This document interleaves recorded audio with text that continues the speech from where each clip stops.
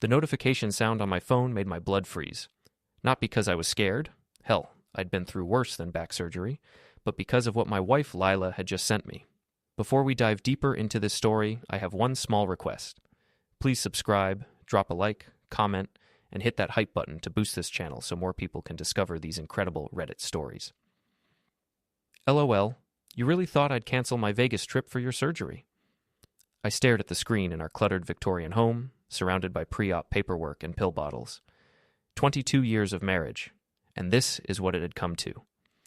My hands shook slightly as I typed back, but not from fear. From pure, concentrated rage that I was forcing myself to keep bottled up. My mistake. Have a great trip, Lila. She was upstairs, packing her designer suitcase, the one I'd bought her for our anniversary last year when I still believed she gave a damn about me.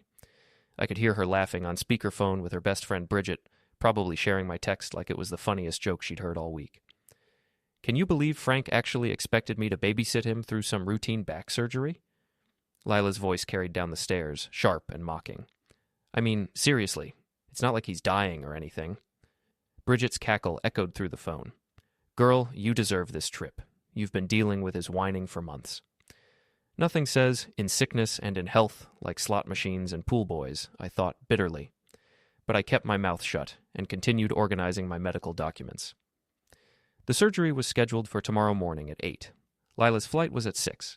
She clip-clopped down the stairs in her expensive heels, dragging that suitcase behind her like she was fleeing a crime scene, which in a way she was. Frank, honey, she said with fake sweetness, you'll be fine, right? I mean, it's just a little back thing. Maya said her husband had the same surgery and was back to work in 2 days. Maya, another one of her real estate agent friends who treated marriage like a business transaction. I looked up from my paperwork, studying Lila's face. She'd gotten her hair done yesterday, blonde highlights that probably cost more than my monthly medication budget. Her makeup was perfect, her nails freshly manicured. She looked like she was going to a photo shoot, not abandoning her husband before major surgery. I'll be fine, I said quietly. Don't worry about me. Great. She kissed my forehead like I was a child, leaving a lipstick mark I didn't bother wiping off. I'll call you when I land. Try not to be too dramatic with the nurses, okay? The front door slammed behind her, and I was alone with the silence and the smell of her expensive perfume lingering in the air. I walked to the window and watched her load her suitcase into her BMW, the car I made payments on every month with my handyman earnings. That's when I made a decision that would change everything. I pulled out my phone and called the hospital. Hi, this is Frank Mallory. I'm scheduled for surgery tomorrow morning. I need to update my emergency contact information. Of course, Mr. Mallory. What changes would you like to make? Keep my wife Lila as the primary contact, but I want to add a note to her file. If anything goes wrong, and I mean anything, I want her called immediately. Don't take no for an answer. Tell her it's life-threatening, even if it's just a minor complication. Sir, I'm not sure we can... Look, my wife is out of town, and she needs to understand the seriousness of this procedure. Can you do that for me? There was a pause. I'll make a note in your file, Mr. Mallory. Thank you. I hung up and walked down to my basement workshop, the one room in the house that was entirely mine. Lila never came down here, said it smelled like sawdust and old metal. She was right. It did. But it also contained something else. A filing cabinet full of financial documents, insurance papers, and other important items that she'd never bothered to look at. I opened the cabinet and pulled out our joint bank account statements, credit card information, and the lease agreement for her real estate office. Then I did something I should have done years ago. I started reading the fine print. By the time I was done, I had a plan. Not just for tomorrow's surgery, but for everything that came after. Lila wanted to abandon me for Vegas? Fine. But she was about to learn that actions have consequences. I spent the rest of the evening making phone calls and sending emails. Nothing illegal, nothing that would get me in trouble. Just a husband taking care of some overdue financial housekeeping. The last thing I did before bed was check Lila's iPad, which was synced to her phone and sitting forgotten on the kitchen counter. What I found there made my blood boil and my resolve crystallize into something harder than steel. Text messages, dozens of them, all from someone named Chaz. The messages were graphic, dirty, and left no doubt about what my wife had been doing during her late showings and client dinners. But the worst part wasn't the affair itself. It was what they said about me. Can't wait to get away from boring Frank, she'd written. Guy's such a loser. Can't even handle a little back pain without whining about it. Chaz had replied, Don't worry, babe. After Vegas, you won't have to pretend anymore. We can be together for real. I know. I'm just waiting for the right moment to leave him. Maybe after the surgery when he's all pathetic and needy. Perfect timing to make a clean break. I set the iPad down carefully, my hands surprisingly steady. So that was her plan. Vegas wasn't just a vacation. It was a farewell tour. She was planning to come back and divorce me while I was still recovering. Well, Lila, I thought as I headed upstairs to bed, you're absolutely right about one thing. This is perfect timing. The hospital smelled like disinfectant and broken dreams. I checked in at 6:30 in the morning, noting that Lila's plane had taken off 30 minutes earlier. She'd sent me a quick text. Boarding now. Good luck today. The heart emoji felt like a slap in the face. Nurse Tasha, a no-nonsense woman in her 50s, prepped me for surgery with the efficiency of someone who'd seen it all. She kept glancing at the empty chair beside my bed. Your wife couldn't make it? She asked, not unkindly. She had a business trip, I said. Very important client. Tasha raised an eyebrow but didn't comment. She'd probably seen plenty of absent spouses over the years. Well, we have her contact information if we need to reach her. Yes, I said. Please make sure you do that if anything comes up. Anything at all. The surgery went smoothly. Routine, just like Lila had said. But when I woke up in recovery, I made sure to mention to every nurse and doctor who checked on me that I was experiencing unusual pain and concerning symptoms. Nothing that would require actual emergency treatment, but enough to justify a phone call to my emergency contact. Around 2 in the afternoon, while I was eating terrible hospital jello and watching daytime TV, my phone rang. Lila's name flashed on the screen. Frank! Her voice was high and panicked. Oh my God, are you okay? The hospital called and said there were complications and they needed to reach me immediately. I let a weak, pained groan escape before answering. Lila, I'm okay now. But it was touch and go for a while. What happened? The nurse made it sound like you were dying. There was some bleeding they didn't expect, and my blood pressure dropped really low. They had to call the emergency team. All technically true, minor bleeding and blood pressure fluctuations were normal after surgery, but the way I described it made it sound much worse. Should I come home? I can catch the next flight. I could hear slot machines and party music in the background. She was calling me from the casino floor. No, I said weakly. I'm stable now. Don't ruin your trip. I know how important this is to you. Are you sure? Because I can. I'm sure. Bridget would never forgive me if I ruined her birthday celebration. There was a pause. In the background, I heard a man's voice. Come on, babe, the blackjack table's getting hot. Chaz. Right there with her, not even trying to hide it. Okay, Lila said, relief obvious in her voice. But call me if anything changes, okay? I love you. Love you too, I lied. After hanging up, I spent the rest of my hospital stay making more phone calls. To the bank, to the credit card companies, to our insurance agent, all perfectly legal, all within my rights as a joint account holder and policy owner. By the time I was discharged the next morning, I'd canceled Lila's credit cards, moved our joint savings into a new account in my name only, and transferred our car insurance to a new company that didn't have her authorized as a driver. My neighbor, Old Man Sweeney, picked me up from the hospital. He was a retired postal worker who knew everyone's business in our neighborhood, and he'd been watching Lila's comings and goings for months. That wife of yours has been getting a lot of visitors while you've been working, he said as we drove home. Young guy with a fancy truck. Stays pretty late sometimes. I know, I said simply. Good man doesn't deserve that kind of treatment, Sweeney muttered. You need anything while you're recovering, you just holler. Actually, there is something. I pulled an envelope from my jacket pocket. If Lila comes by while I'm not home, could you give her this? Sweeney glanced at the envelope. Divorce papers? Something like that. When we got home, I spent the afternoon moving Lila's belongings from our bedroom to the guest room. Not out of spite, well, not entirely, but because I genuinely needed the space to recover properly. Her perfume bottles and makeup cluttered the dresser, her clothes took up 3/4 of the closet, and her stack of real estate magazines covered my side of the nightstand. For the first time in years, I had room to breathe in my own bedroom. That evening, my phone buzzed with a text from Lila. Having amazing time, won $200 at slots. How are you feeling? I replied. Much better. Glad you're having fun. What I didn't tell her was that I'd also spent the afternoon researching Nevada divorce laws and the penalties for adultery in property settlements. Very educational reading. My phone rang around 9. It was my old friend Rusty, who owned a dive bar called the Rusty Nail about 2 miles from my house. "Heard you were under the knife yesterday," he said. "How you holding up?" "Surviving." "Why?" "Well, I hate to be the bearer of bad news, but I figured you should know. Your wife was in here last week with some young guy. They weren't exactly being discreet, if you know what I mean." "I know about Chaz," I said. "Chaz Haskell? The guy who runs that car detail shop on Main Street?" "That's the one." "Shit, Frank. I'm sorry. How long have you known?" "Long enough. But thanks for looking out for me." "You need anything, and I mean anything, you call me, okay? That woman's been running around town acting like she's single. People are starting to talk." "Let them talk," I said. "Sometimes the truth needs to come out." After hanging up, I opened my laptop and logged into Lila's social media accounts. She'd never changed her passwords from the ones we'd set up together years ago, back when we actually shared things with each other.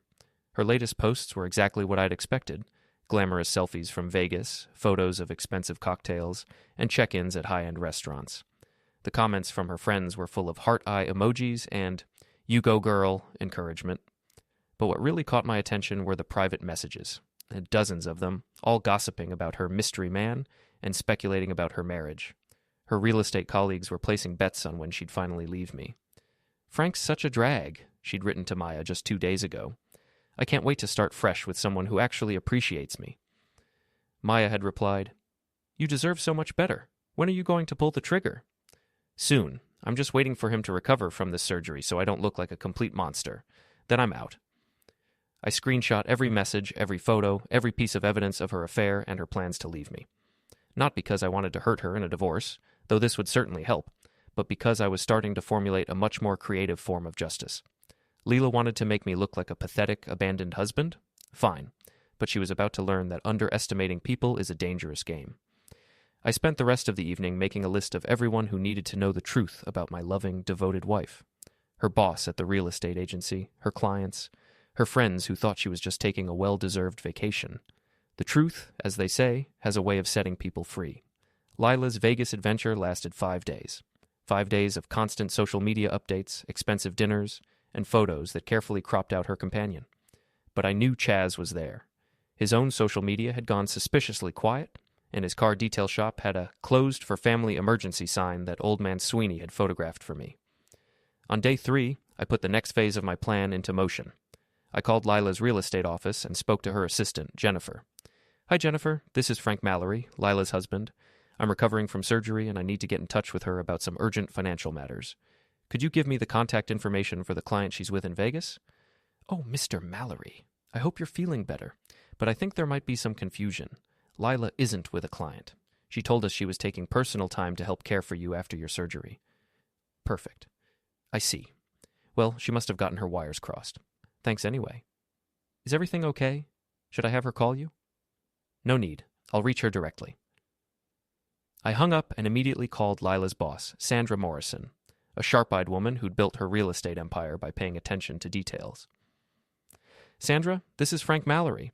I wanted to thank you for giving Lila time off to care for me after my surgery." "Of course, Frank. How are you recovering?" "Well, that's actually why I'm calling. I'm a little confused about something. Lila told me she had to go to Vegas for a client emergency, but Jennifer just told me she requested personal time to care for me. I'm worried she might be covering for a client who's asking her to work while she's supposed to be on family leave." There was a long pause. "Frank, are you telling me that Lila is in Vegas right now?" "Yes. She said it was a very important client who needed her immediately. Something about a high-end property deal that couldn't wait." "I see. Well, thank you for bringing this to my attention. I hope you feel better soon." Sandra's voice had gone ice cold. Lila had just been caught in a lie to her boss, and in the real estate business, trust was everything. But I wasn't done. That afternoon, I drove to Chaz's car detail shop. The closed sign was still up, but I could see mail piling up by the door and newspapers scattered on the ground. I took photos of everything, including the work schedule posted in the window that showed him taking emergency leave for the exact same days as Lila's Vegas trip. Then I stopped by the Rusty Nail to see my old friend Rusty. The bar was nearly empty, just a few regulars nursing beers and watching a baseball game on the ancient TV above the bar. "Frank, good to see you up and around. How's the back?" "Getting better. Hey, I need a favor." "Name it." You know how you said people were talking about Lila and her boyfriend? Yeah? I want them to know the truth, all of it. Rusty studied my face carefully. You sure about that? Once that cat's out of the bag, there's no putting it back. I'm sure. What do you need me to do? I pulled out my phone and showed him the screenshots of Lila's messages, her social media posts from Vegas, and the photos I'd taken of Chaz's clothes shop. Just make sure the right people see these. You know how news travels in this town. Rusty whistled low. Damn, Frank. She really did a number on you, didn't she? She tried to, but the story's not over yet. By evening, my phone was buzzing with calls and texts from friends and neighbors who'd heard the news. The story was spreading exactly like I'd hoped. Lila had abandoned her husband after surgery to run off to Vegas with her boyfriend, then lied to her boss about it. But the best call came from Maya, Lila's real estate colleague and supposed friend. Frank, I just heard about Lila's trip. I had no idea she'd left you alone after surgery. Are you okay?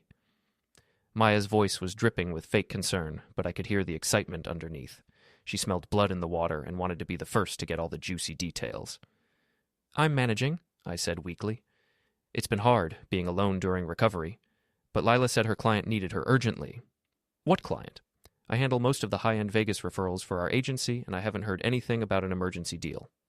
I don't know the details. She just said it was very important, and she had to go immediately. That's strange. Well, I'm sure she'll be back soon to take care of you. I hope so. I really need her right now. After hanging up, I smiled for the first time in days. Maya would have that information spread to every real estate agent in town within an hour. Lila's professional reputation was about to take a serious hit, but I saved the best for last. I logged into Lila's social media accounts and found the private group chat she had with her 5 closest friends, Bridget, Maya, and 3 other women who regularly gathered for wine nights and gossip sessions. The chat was called Girls' Night Secrets, and it was full of their most private conversations about their marriages, affairs, and personal drama. I scrolled back through months of messages, looking for the perfect ammunition. What I found was better than I'd hoped. Lila hadn't just been trashing me to these women, she'd been sharing their secrets too. She'd told them about Maya's gambling problem, Bridget's secret debt, and another friend's husband's drinking. She'd been playing both sides, acting like everyone's best friend while gossiping about them behind their backs. I screenshot everything, organized it by person, and created anonymous email accounts. Then I sent each woman the messages where Lila had betrayed their trust, along with a simple note. Thought you should know what your friend really thinks of you. By the time Lila's plane landed tomorrow, she'd be walking into a minefield of her own making. Her boss would be furious about her lies, her colleagues would be gossiping about her affair, and her closest friends would know exactly what kind of person she really was. But I wasn't done yet. The real fireworks were still to come. I spent the evening researching Chaz Haskell, and what I found was very interesting indeed. According to public records, he was married. His wife, Patricia, was a nurse at the same hospital where I'd had my surgery. They had 2 young children and a mortgage on a modest house across town. I wondered if Patricia knew where her husband was spending his emergency leave. Something told me she was about to find out. Lila's plane landed at Logan Airport at 3:47 p.m. on a gray Thursday afternoon. I know because I was tracking her flight on my phone while sitting in the Rusty Nail, nursing a beer and watching the local news. She texted me at 4:15. Just landed. Can't wait to see you. How are you feeling? I replied, much better. Welcome home. What I didn't tell her was that I'd spent the morning making one final, crucial phone call. Patricia Haskell? This is Frank Mallory. I think we need to talk. Patricia had been surprisingly calm when I explained who I was and what I knew about our spouses. She'd suspected something was wrong for weeks. Chaz's sudden emergency leave, his secretive phone calls, his new interest in expensive cologne. I work at Mercy General, she'd said quietly. I remember your surgery. You were alone in recovery. I wondered where your wife was. Vegas, with your husband. I figured. Can you prove it? I'd sent her the screenshots, the social media posts, everything. She'd called back 30 minutes later. I'm filing for divorce tomorrow, she'd said, her voice steady and determined. But first, I think Chaz needs to come home to some surprises. Now, sitting in the bar, I was waiting for those surprises to unfold. My phone rang at 5:30. Lila's name flashed on the screen, but when I answered, she was screaming. Frank, what the hell did you do? I can't get into the house. My key doesn't work. Calm down, Lila. What do you mean your key doesn't work? I mean, I can't get into my own house, and there's some old man in the yard who handed me an envelope and said you told him to give it to me. Old man Sweeney had come through perfectly. What does the envelope say? I asked, though I already knew. It says you want a divorce. Frank, what is going on? This isn't funny. I'm not trying to be funny. I'm at Rusty's having a beer. Why don't you come down here and we can talk about it? I don't want to talk at some disgusting bar. I want to talk at home. Well, that's going to be a problem because I changed the locks while you were gone, for security reasons. Security reasons? What security reasons? Lila, we both know why you went to Vegas, and it wasn't for any client. We both know who you went with, and we both know what you were planning to do when you got back. There was a long silence. Then, I don't know what you're talking about. Chaz Haskell, ring a bell? Another silence, longer this time. Frank, I can explain. I'm sure you can, but I'm not interested in explanations. I'm interested in solutions. Come to Rusty's. We'll talk. I'm not going to that dive bar. Then I guess we don't have anything to talk about. I hung up and ordered another beer. Around me, the regular customers were pretending not to listen, but I could feel their attention. Word had already spread about Lila's Vegas adventure, and everyone was waiting to see how this played out. My phone buzzed with texts. Frank, please, let me explain. This is all a misunderstanding. I never meant for any of this to happen. I ignored them all and waited.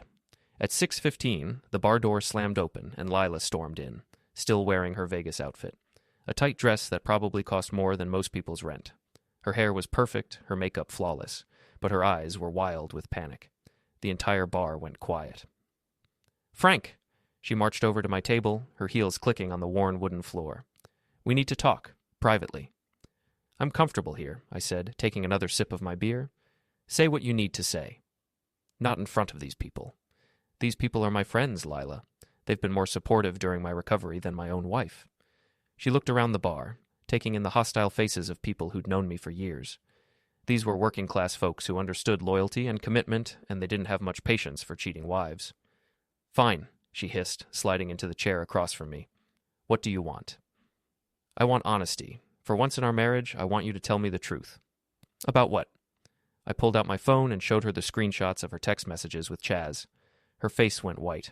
Where did you get those? Your iPad syncs to your phone, remember? You left it on the kitchen counter.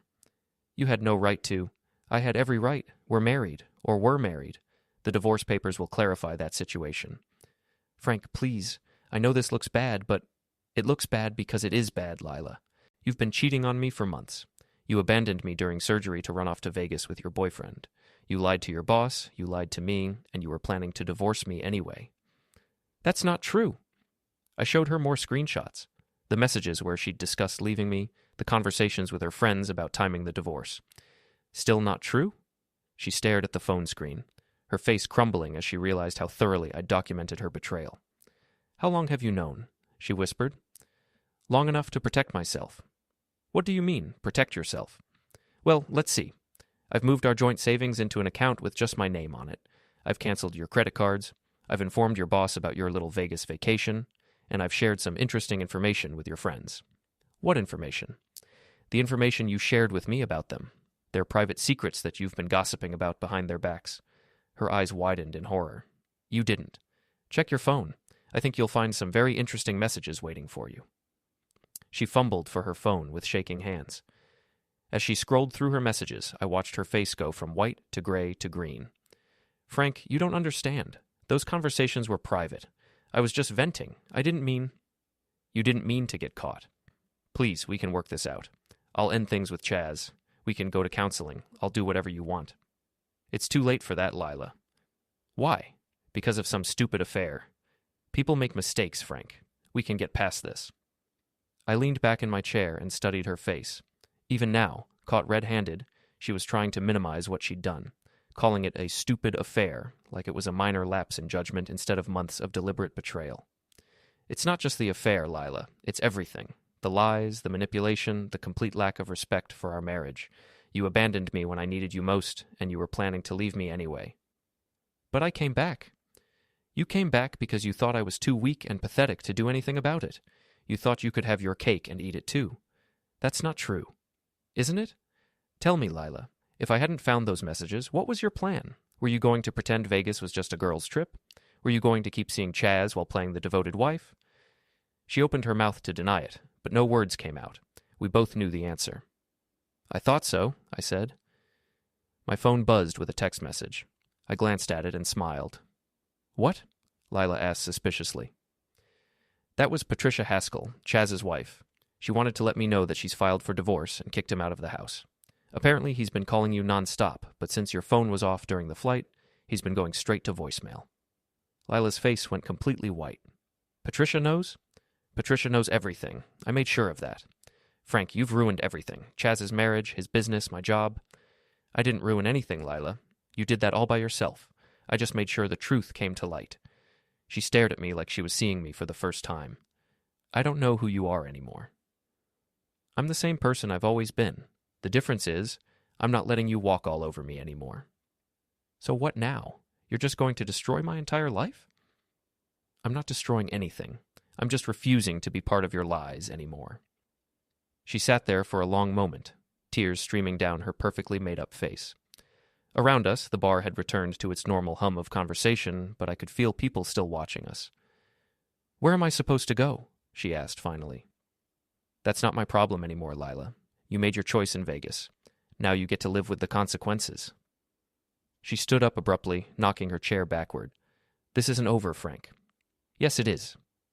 She stormed out of the bar, leaving behind the lingering scent of expensive perfume and broken promises. Through the window, I watched her get into her BMW and drive away, probably heading to Chaz's place to find out that he was having his own crisis. Rusty came over and refilled my beer without being asked. Feel better? He asked. Getting there, I said. But the truth was, I wasn't done yet. Lila still thought this was just about the divorce, just about ending our marriage. She had no idea that the real reckoning was still coming, because tomorrow the entire town would know exactly what kind of person she really was, and there would be no coming back from that. The end. Don't forget to hit like, subscribe, and turn on the bell so you don't miss the next story. Write in the comments from which city you are watching,